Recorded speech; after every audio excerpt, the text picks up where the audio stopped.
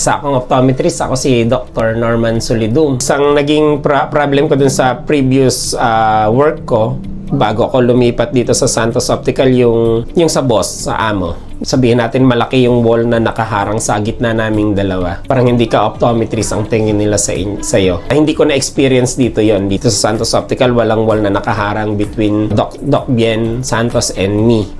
Yung No Work Sunday, yun pinaka nagustuhan ko yun dito kasi nga kasama ko yung family ko every Sunday. Naman sa Santos Optical, nagustuhan ko yung 8 to 6 na schedule natin dahil No Work Sunday, kompleto kami sa bahay. So, nakakatulong sa akin yung financial assistance ng Santos Optical dun sa housing, tapos sa commission, sa transportation allowance ko, na malaking tulong yun. Kasi yung sweldo ko hindi na nababawasan. Malaking tulong sa akin yun, yung sign-in bonus din. Before, sa mga previous work ko, walang gumawa kasi niya noon eh. Ngayon, parang second 3 years ko na tong this June.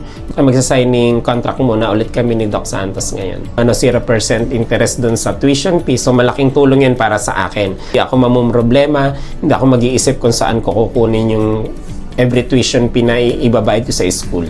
Sa mga optometrist na gustong pumasok dito sa Santos Optical, gusto ko, try nyo rin. Mas maganda rito. Ako na nagsasabi kasi ako galing din ako sa ibang optical. Lahat dito, balance naman kasi. Nababalance ko dito dahil sa family, sa work.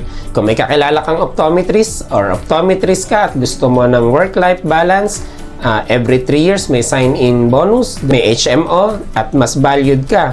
Mag-apply ka na dito sa Santos Optical.